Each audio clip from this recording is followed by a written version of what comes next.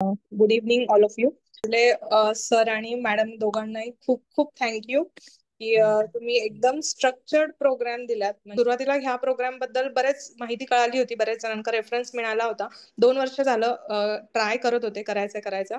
आधी खूप प्रश्न होते की कसं होणार आहे, काय होणार आहे, कारण मला मार्केटिंग बद्दल झिरो नॉलेज होतं, बिलकुलच म्हणजे नाही.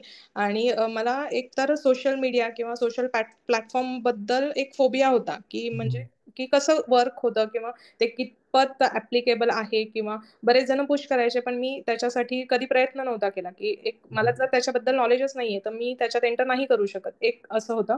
आणि दुसरं म्हणजे की पहिले असं होतं की आपण स्वतः असल्याशिवाय क्लिनिक रनच होऊ शकत नाही, ही एक कन्सेप्ट होती.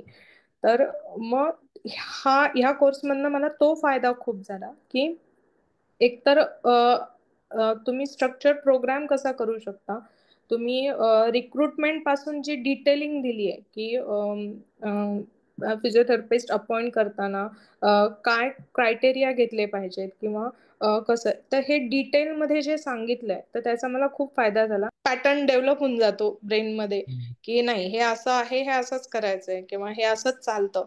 पण जेव्हा स्टार्ट केलं तर खूप कन्फ्युजन होतं किंवा खूप प्रश्न होते. पण एक की पहिले प्रोग्राम कम्प्लीट करायचा. मॅडमचं टीचिंग आम्हाला आधीपासून माहिती होतं.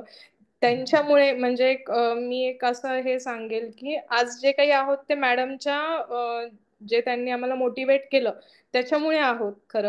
अरे वा. म्हणजे शिकायची किंवा वाचायची जी सवय लागली किंवा प्रत्येक ह्याच्या गोष्टींमध्ये वाय म्हणजे हा प्रश्न जो मॅडमनी आम्हाला शिकवताना सांगितला की नुसतं करू नका, स्लेव्ह वर्क करू नका, की काय वाय तुम्ही हे का करताय आणि हे कशासाठी कसं वापरायचंय.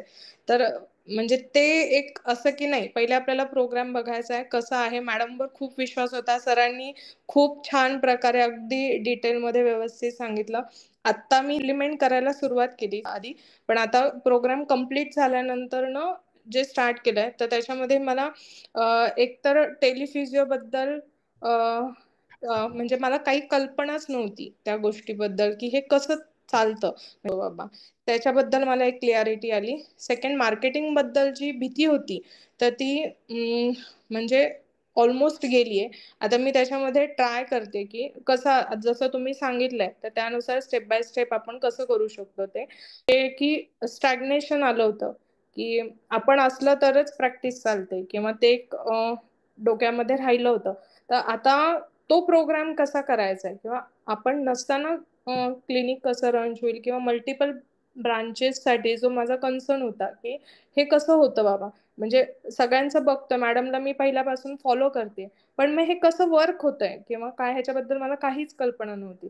तर मला ह्या प्रोग्राममध्ये ही खूप छान प्रकारे आयडिया आली आणि त्याच्यासाठी खूप खूप थँक्यू तुमच्या दोघांचं पण की म्हणजे हा जो प्रॉपर गायडन्स मिळाला, कारण हे कोणी सांगत नाही.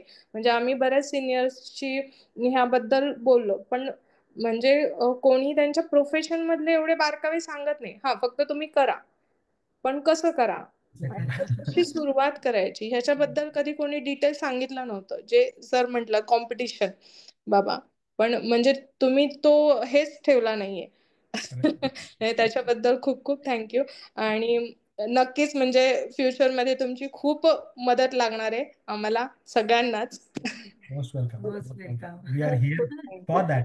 की पहिले की असं व्हायचं, मी मॅडमशी पण शेअर केलं होतं की मी असेल म्हणजे मी दिसले तर म्हणजे पेशंट ओपीडी व्यवस्थित असायची, मी एखाद दिवस जरी नसले तरी एकदम ड्रॉप व्हायची.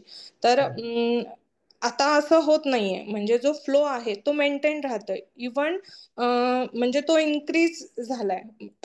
म्हणजे उलट आता थोडं मॅनपॉवर कमी पडतेय तर मी त्याच्यावर काम करते की You yourself have taken 2 years to do this course. Yes. Okay, so so should others also delay such a long gap, or should they continue immediately after L1? What do you think so? नाही, आज actually delay झाला.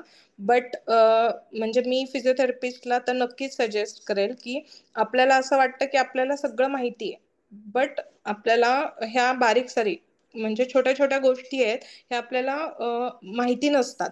पण ते एक आपण profession ह्याच्यामध्ये असलं की नाही हे असंच असतं किंवा दुसरं प्रोफेशन जसं चालतं तसं आपलं चालतं, बट नाही, आपल्यासाठी रूल्स वेगळे आहेत.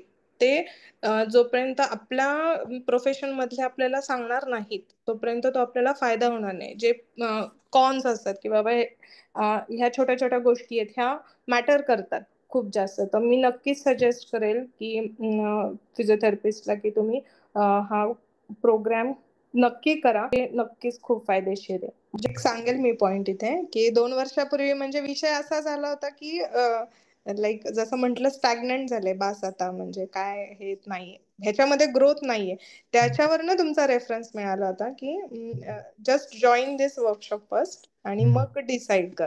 पण मग ते असं झालं होतं की आता काय आपल्याला थांबायचंय मग, नाही का, काय करायचं आता परत त्याच्यामध्ये. पण आता तर डेफिनेटली नाही थांबणार आहे. करेक्ट ते तर आता करेक्ट. नक्की ठरलंय.